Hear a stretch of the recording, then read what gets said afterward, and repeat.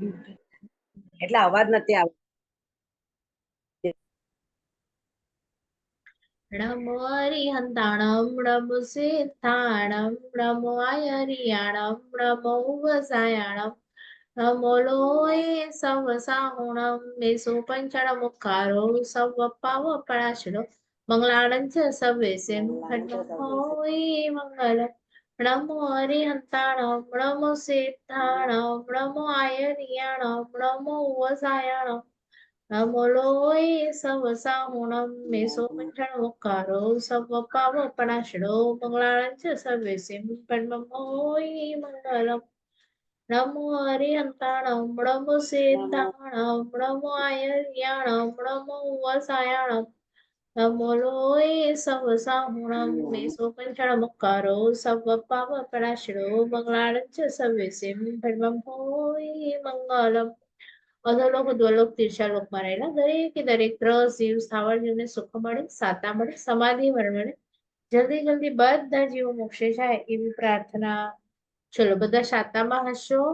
કોઈની મોટી તપસ્યા ચાલુ છે તો આપણે સાતા પૂછીએ. ત્યાં કયા મહારાજ સાહેબ નો પ્રવેશ થઈ ગયો? એક સેકન્ડ દિવ્ય પૂર્ણશ્રીજી. પોઝ કરું. બધાને ખ્યાલ આવ્યું?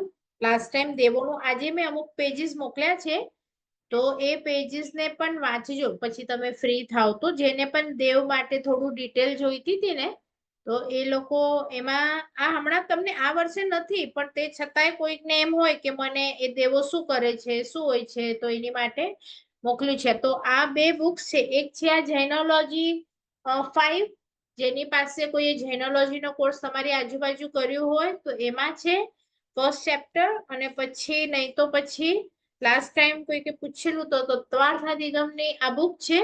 એમાં થર્ડ ચેપ્ટર જે છે નરક માટે છે ડિટેલમાં અને ફોર્થ ચેપ્ટર છે તે દેવો માટેની ડિટેલ.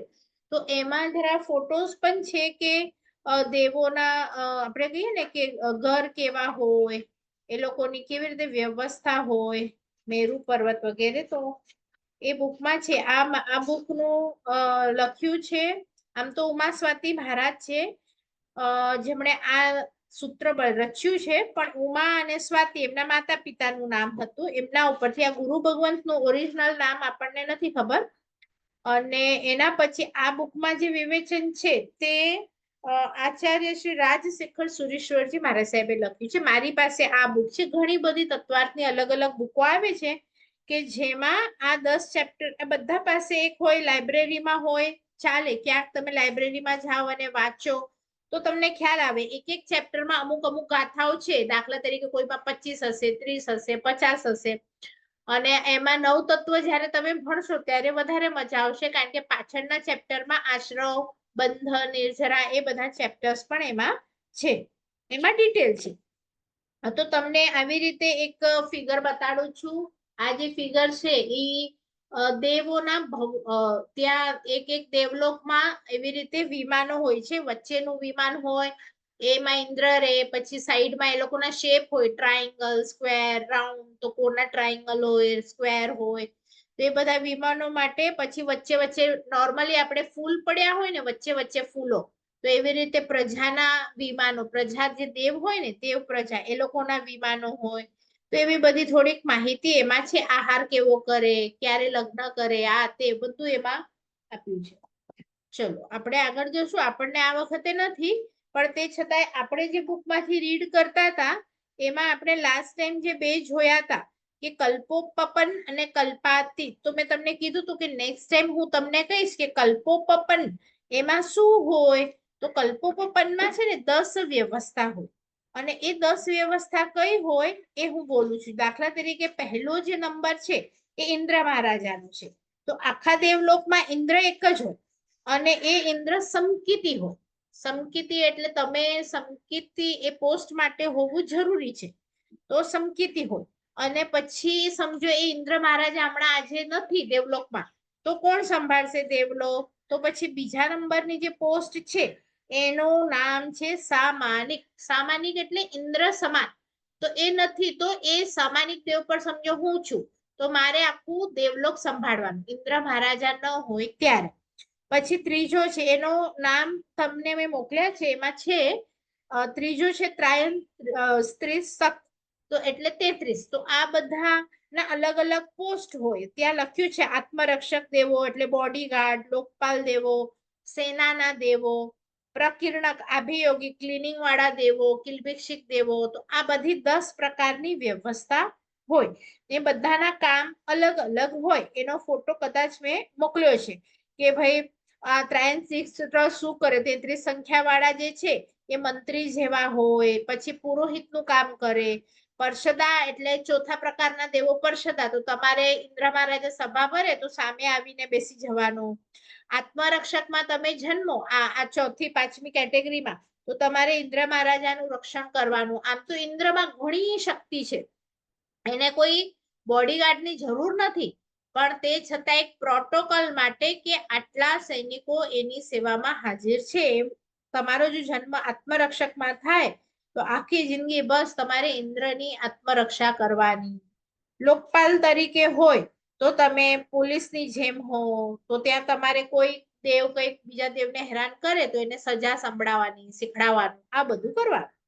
પછી અનિક જે દેવો છે, અનિકની જે પોસ્ટ છે, તો આ લોકો અનિક લોકો શું કરે, એ લોકો વૈક્રિય શક્તિ દ્વારા જ્યારે પણ ઇન્દ્ર મહારાજાને એમ થાય મારે આટલા હાથી લઈને નીચે જવું છે, આટલા ઘોડા લઈને નીચે જવું છે કે બીજે કોઈ દેવલોકમાં, તો શું કરે આ દેવો હાથી બને, ઘોડા બને, એવી રીતે. પછી પ્રકીર્ણક દેવો છે તો એ પ્રજા જેવા છે. હવે એ બધા છે ને અલગ અલગ કેટેગરીઝ છે, તો એટલું કઈ બહુ એ નથી, પણ છતાંય તમને 10 પ્રકારના વ્યવસ્થા એ 1 થી ખાલી 12 દેવલોકમાં છે. વૈમાનિક જે દેવલોક છે ને 12, ઉપર ગ્રૈવયક અને અનુત્તરમાં આવી વ્યવસ્થા નથી. ત્યાં એક બેડ ઉપર એક ઇન્દ્ર, એ લોંગ ટાઈમ સુધી એ જ પોતે જ હોય, એને ત્યાં કોઈ ઇન્દ્ર ન હોય, કોઈ સેનાપતિ ન હોય, પ્રજા ન હોય, એવું કઈ હોય નહીં. તો આવી રીતે વૈમાનિકમાં 2 પ્રકાર છે. વૈમાનિક એટલે બધા જ કહેવાય, અનુત્તર વાળાને પણ વૈમાનિક કહેવાય, કારણ કે રહેવા માટે વિમાન મળે એ બધા દેવલોક વૈમાનિક. રહેવા માટે વિમાન, નીચે છે ભવન, તો ભવનપતિ અને વૈમાનિક. અને જ્યોતિષીના જે વિમાન છે એમાંથી ઘણી બધી પ્રકાશ આવતું હોય એટલે એમનું નામ જ્યોતિ. જ્યોતિ એટલે પ્રકાશ. તો એ લોકોના વિમાનમાંથી પ્રકાશ આપણી ત્યાં પડે છે, તો એટલે આપણી ત્યાં દિવસ અને રાત થાય છે, એ લોકો ફરે છે એટલે. તો આ દેવોના પ્રકારમાં હવે કોઈકને કઈ પૂછવું છે? નહીં તો હું આપણું જે નેક્સ્ટ ટોપિક છે કે તમારું જે દેવલોકના નામ છે એની ઉપર જે છે 64 ઇન્દ્ર કેવી રીતે, એ આપણે ટોપિક લઈએ, જે આપણે શાસ્ત્રમાં બોલતા હોઈએ છીએ કે જન્મ કલ્યાણકમાં 64 ઇન્દ્રો આવ્યા, તો એ કયા કયા ઇન્દ્ર આવ્યા એ આપણે લઈએ. તો તમારા ટેબલમાં લખ્યું છે જો 10 ભવનપતિના 20 ઇન્દ્ર. આપણે નીચે 10 ભવનો લાસ્ટ ટાઈમ જોયા હતા કે નીચે 10 ભવનો છે. અસુર કુમાર, નાગકુમાર, જેમ આપણે બોલે ને બધા 10 ભવનપતિ દેવો. તો એક દેવલોક હોય એટલે એક ભવન હોય ને એમાં એક ઉત્તર સાઈડ નો ઇન્દ્ર હોય, એક દક્ષિણ સાઈડ નો ઇન્દ્ર હોય.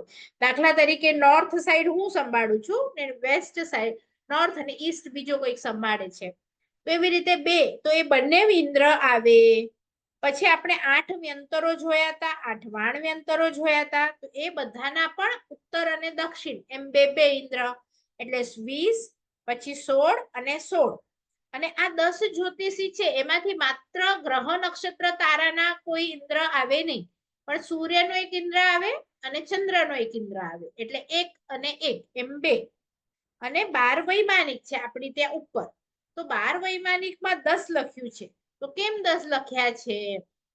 કારણ કે 9, 10, 11 અને 12, તો એ 9, 10 નો અને 11, 12 નો એ 2 માંથી મળી અને એક એક જ ઇન્દ્ર આવે, બંને ના આવે, એ બંને એક જ ઇન્દ્ર હેન્ડલ કરે. એટલે ટોટલ 12 વૈમાનિક છે પણ ઇન્દ્ર 10 આવે. એમ તમે ટોટલ કરશો તો 64 ઇન્દ્રો, બધાનો મુખ્ય ઇન્દ્ર અને પોતાની આખી સેના લાવે સાથે. તો તમે જુઓ પ્રભુનો એક આમ ઇમેજિન કરો કે પ્રભુ જન્મ્યા છે. હમણાં અહીંયા આપણે બિહાર સાઈડ જઈએ, એમનું હમણાં પણ ત્યાં રાજમહેલ છે, બધાએ જોયું છે રાજમહેલ, પ્રભુ જ્યાં જન્મ્યા હતા એ મહેલ હમણાં પણ છે. જોયું છે બધાએ કે કોઈ બાકી છે જોવામાં? બાકી છો? ચેતનાબેન તો જલ્દી જઈ આવજો.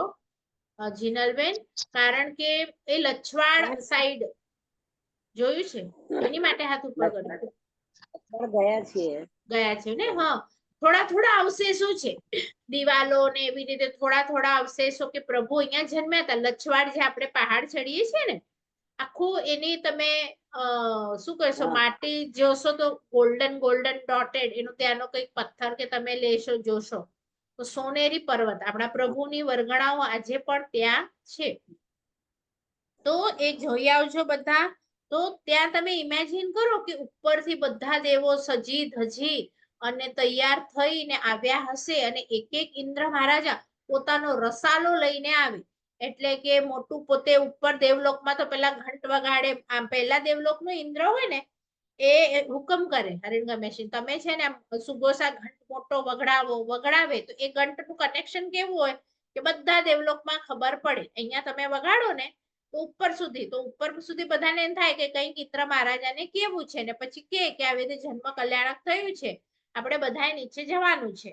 તો કોઈક એકદમ પોતાની ખુશીથી ચાલે દેવો, અને કોઈકને જબરદસ્તીથી ઇન્દ્ર લાવે કે ચલો હું જાઉં છું તો મારી સાથે ચાલવાનું છે. એ મોટો રસાલો આવે નીચે, અને એ બધા ઉપર ખાલી એનું કલ્પસૂત્રમાં 2 પાના ભરીને વર્ણન છે કે જ્યારે જન્મ કલ્યાણક માટે નીચે આવે છે ત્યારે એ શું કરે છે, તો પોતાનું જે રે છે એ તો મોટું વિમાન છે, એને કઈ ઉપાડીને ન લવાય, પણ એની અંદર જે નાના નાના પાક કરેલા હોય ને, એ વિમાન કેટલું મોટું છે એનું વર્ણન. પછી એમાં ઇન્દ્ર મહારાજા કઈ દિશામાં બેસે છે, એની આગળ પાછળ સેનાપતિઓ કેવી રીતે ગોઠવાય છે, પ્રજા ક્યાં બેસે છે, બીજા કોણ કોણ આવે છે, એનું ડિટેલ વર્ણન એમાં આપેલું છે. એટલે ત્યાં આખું પ્રોટોકોલ થી વિમાનમાં બધા બેસે, પછી વિમાન સ્ટાર્ટ થાય, ઉડતું ઉડતું નીચે આવે, 8મા દ્વીપ પર જાય, ત્યાં પાર્ક કરે, ત્યાંથી કળશો ભરીને દેવો બધા અલગ અલગ પાણી ભરે, અને અહીંયાથી આપણા પ્રભુને ઉપાડે. માતાને વિનંતી કરે, અમે તમારા બાળકને લઈ જઈએ છીએ, અને એમને નિદ્રા આપી દે કે ઉઠીને વચ્ચે તકલીફ ન થાય. અને પછી અહીંયાથી લઈ, હવે આપણે ભણ્યા છીએ કે આપણે ભરત ક્ષેત્રમાં, તો આપણી આગળ પહાડ આવશે, પહાડની આગળ અકર્મ ભૂમિ આવશે, પછી પાછું પહાડ આવશે, પાછી અકર્મ ભૂમિ આવશે, પાછું પહાડ આવશે, પછી મહાવિદ્ય ક્ષેત્ર આવશે. એમાં પણ પાછળની સાઈડ એટલે દેવપુરુ આવશે, દેવપુરુ થી આગળ જતા મેરુ પર્વત લાંબો આવે. તો આ મેરુ પર્વતના ટોચ ઉપર એમને લઈ જાય છે. તો આવું બધું તમે જો જ્યોગ્રાફી જાણતા હો તો ઇમેજિન કરી શકો કે આટલા બધા દેવો એમને લઈ જઈ રહ્યા છે. પછી ત્યાં પણ શિલા હોય. આ જે મેરુ પર્વત છે ને, એની ઉપરની સાઈડ 4 સાઈડ બાંકડા હોય. આપણે ગાર્ડનમાં જઈને 4 સાઈડ કેવી રીતે બાંકડા હોય, તો કારણ કે ભરતમાં જ્યારે પ્રભુ જન્મે ત્યારે ઐરાવતમાં પણ પ્રભુ જન્મે, તો અડધા લોકો ત્યાં પણ જાય, ત્યાં પણ પ્રભુને ઉપાડે, અને એ પ્રભુને પણ ઉપર મેરુ પર્વત પર લાવે. એટલે એ બાંકડા ઉપર મેરુ પર્વતના જે અંદર જે ઉપરનું મુખ્ય ઉદ્યાન છે, ત્યાં આવી રીતે સિટિંગ હોય. એ સિટિંગમાં એક બાજુ ભરતની સિટિંગ હોય, એ બાજુ ભરતથી જતા દેવો જાય, બીજી બાજુ ઐરાવતની સિટિંગ હોય, તે ભરત ઐરાવતથી આવનાર દેવો અને જે પ્રભુ હોય એમને ત્યાં એક સાથે સ્નાત્ર કરાવે. પછી આપણને થાય કે ચારે ચાર એક સાથે કરતા હશે, કારણ કે આ 2 બાજુ છે ને એ મહાવિદેહ માટે રિઝર્વ છે. મહાવિદેહમાં પણ જ્યારે પ્રભુઓ જન્મે અને એમને લાવવું હોય, આ પશ્ચિમ બાજુ માટે પશ્ચિમ શિલા, પૂર્વ બાજુ માટે પૂર્વની શિલા, આમ ઉપર આવે ને ત્યારે આમ લઈ આવે.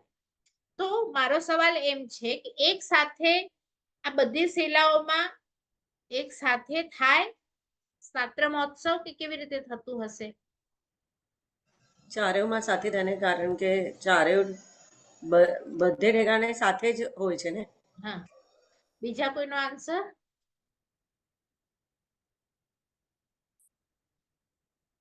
બધા ટ્રાય કરો. સાથે જ થાય બેન.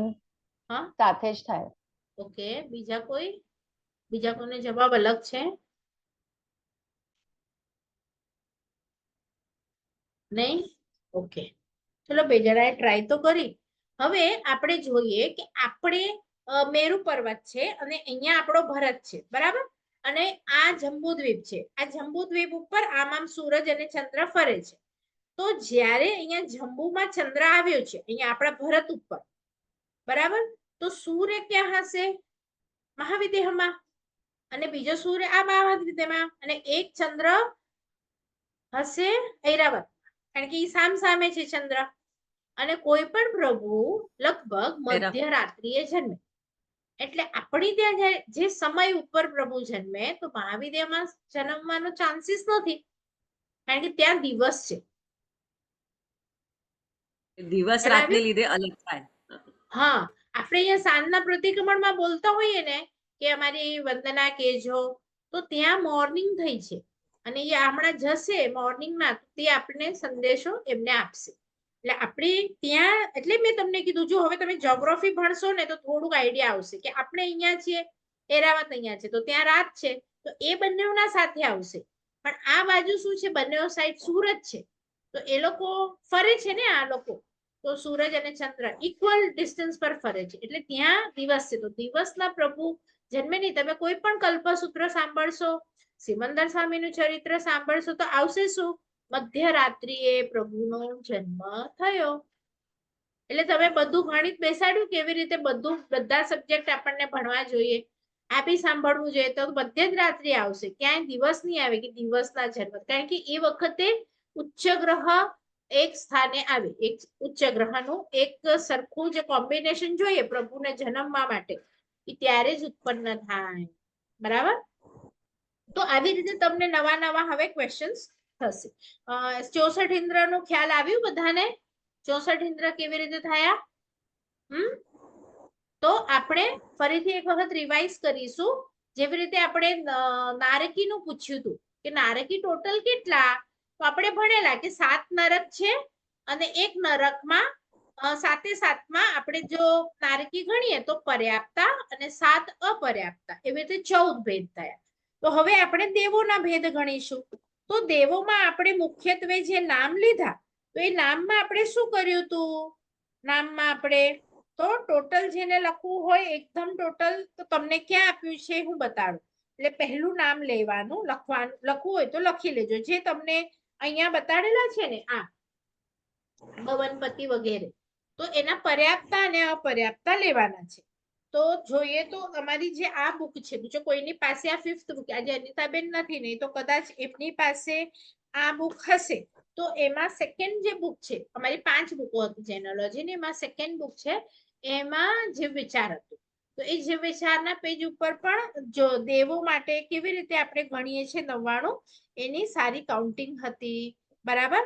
તો તમને કેવી રીતે આપ્યું છે, ટોટલ જેને લખવું હોય લખો, ભવનપતિના 10, એક જ પેજ ઉપર લખો ભવનપતિના 10, નીચેની લાઈનમાં લખો પરમાધામી 15, એના પછી લખો વ્યંતર 8, એના પછી લખો વાણ વ્યંતર 8, એના પછી લખો તિર્યંક જૃંબક 10,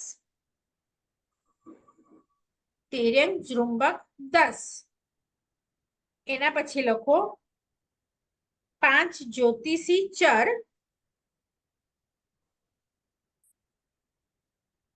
5 જ્યોતિષી સ્થિર, નીચેની લાઈનમાં લખજો 5 જ્યોતિષી સ્થિર.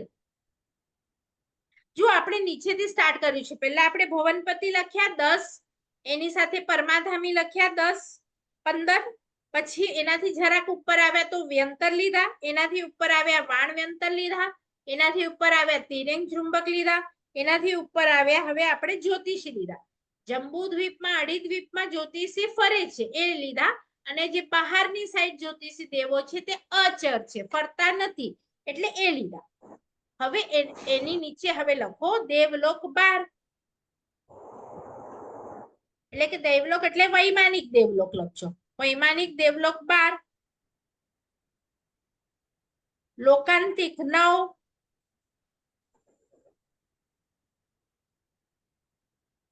મેં તમને ભૂલથી મને યાદ નથી, મેં તમને કિલ્બિક્ષિક લખાવ્યું કે બાકી છે?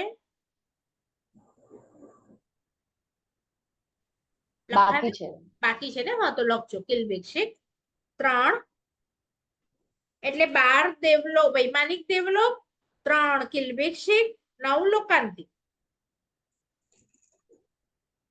પછી 9 ગ્રૈવેયક અને 5 અનુત્તર.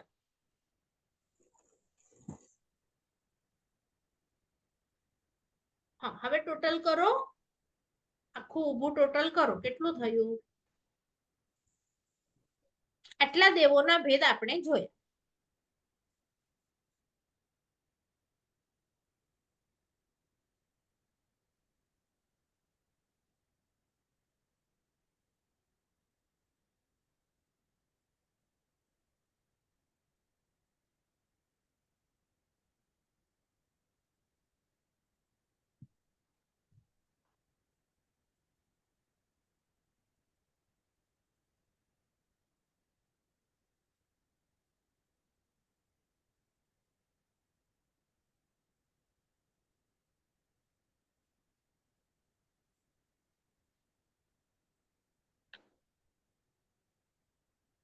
બોલો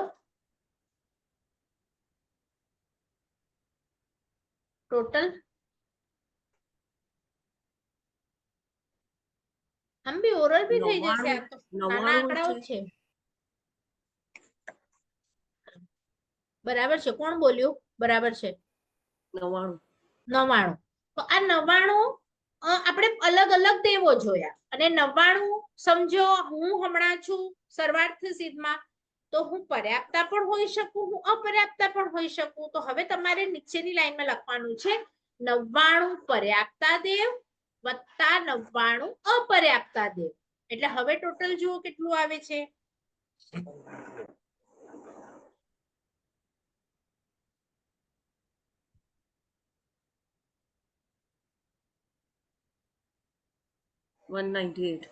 હા, તો ક્યારે પણ જીવ વિચારમાં કોઈ દેવનો આંકડો પૂછે તો તમારે કેટલો કહેવાનો? 198. હા, તો બધાને ખ્યાલ આવ્યું? કોઈને ના આવ્યું હોય તો પૂછી લો કેવી રીતે આવ્યું 198. ચલો જોઈને હવે કોણ બોલશે કે તમે લોકોએ બરાબર લખ્યું છે કે નહીં?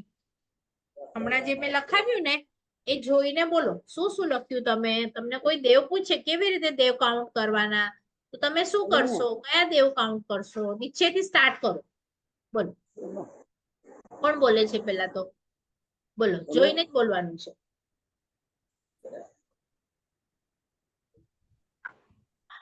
નવા લોકો ટ્રાય કરો. હા, ડિમ્પલબેન બોલે છે, બોલો. ભવનપતિના 10, હા પરમાધામીના 15, હા વ્યંતર 8, હા વાણવ્યંતર 8, હા તિર્યંશ ચુંબક 10, હા પછી જ્યોતિષી ચર 5, હા જ્યોતિષી સ્થિરના હા 5, 5. દેવલોકના 12, ક્લિમ્બિશી વૈમાનિક બોલજો, 3, વૈમાનિક દેવ, કારણ કે હવે વૈમાનિક વિમાન વાળા. હા, આ જ્યોતિષી પણ વિમાન વાળા જ છે, પણ વૈમાનિક દેવલોક 12. વૈમાનિક દેવલોક 12, હા ક્લિમ્બિશી 3, હા પછી લોકાંતિક 9, હા નહીં હા, 9 પછી 9 જ. ગ્રૈવેક 9, હા અનુત્તર 5. હા, બધાને ખ્યાલ આવ્યું? હા, કોઈનો આંકડો એ જ છે ને બધાનો?